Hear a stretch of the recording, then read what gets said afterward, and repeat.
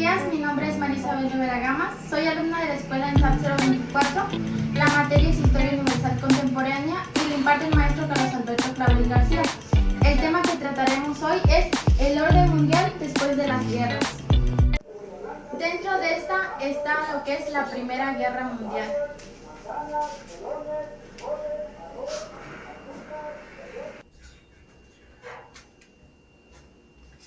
Los antecedentes que la Primera Guerra Mundial tiene con México es que el embajador de Alemania le mandó un telegrama a México pidiéndole que se uniera para combatir contra Estados Unidos. México en ese momento rechazó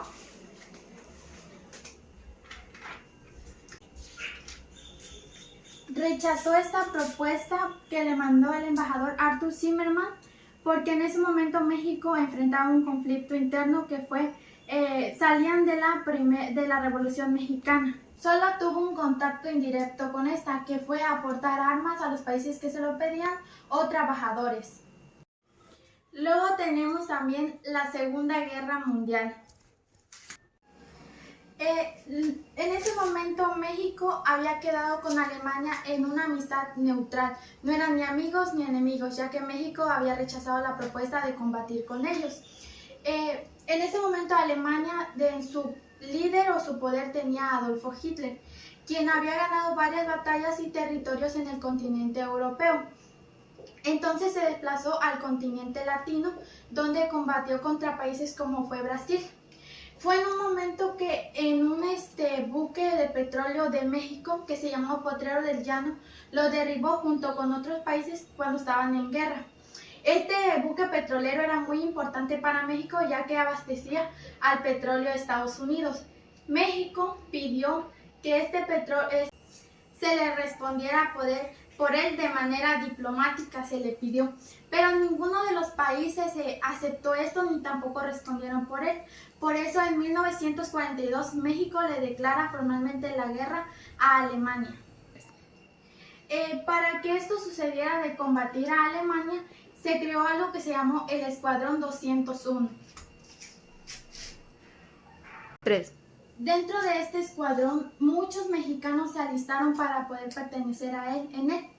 Se fueron a Estados Unidos a que se pudieran, allá hicieron sus prácticas para poder entrar en él, pero fueron 2 pilotos los que fallecieron y muchos no aprobaron su examen médico.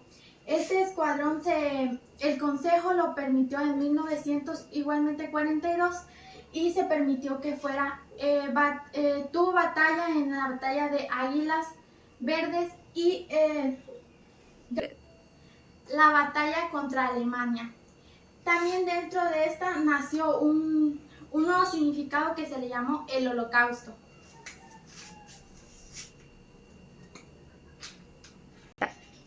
Hoy en día se le da este significado a las personas que fueron muertas o víctimas de forma que se quemaron. Uno de los personajes que destacaron dentro de esto fue Adolfo Hitler. Mayormente Adolfo Hitler mató a muchos judíos, pero no fue el único, fueron muchos antisemitas los que practicaron esto, ya sea por su economía, su religión o su sociedad. Los judíos los metían o los ponían en un barrio llamado Los Guetos. Aquí se obligaba a los judíos a salir de su ciudad natal y venir a lo que eran los guetos. Como lo dije anteriormente, era un barrio judío donde pertenecían. Mayormente se les mantenía o erradicaban como prisioneros y se les trataba muy mal. Se les identificaba porque llevaban en sus manos pulseras azules o blancas con una estrella de David. Fue una manera muy cruel de tratarlos. 3. También en la Segunda Guerra Mundial existieron o nacieron lo que fueron los campos de concentración.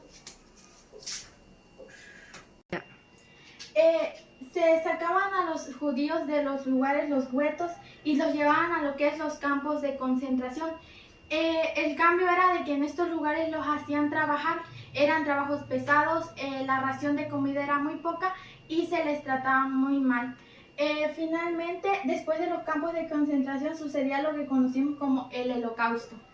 3. Después de que acabara la guerra, existieron algo que se llama los juicios de Nuremberg. El gobierno de Adolfo Hitler cayó, entonces existieron lo que fueron los juicios de Nuremberg. Los aliados pusieron a todos los que estaban dentro del poder de Hitler, todos sus amigos o los que los tenían algún cargo político, los llevaron a los juicios. Hubo en total 25 juicios, donde a algunos se les dio cadena perpetua, otros la muerte, a otros desde 5 a 10 años de cárcel y a otros sí se les dejó vivos. Se terminó con una frase llamada: los ganadores mandaron a juicio a los perdedores. Finalmente, cuando se acabó la Segunda Guerra Mundial, nacieron algo que se llamó los organismos internacionales de la posguerra. Estos organismos se crearon para que ya no existiera una tercera guerra mundial y para que hubiera paz en ese momento. Dentro de esto destacan dos organismos que se crearon en ese momento, lo que es la ONU y la Sociedad de las Naciones. Primero que nada tenemos la Sociedad de las Naciones.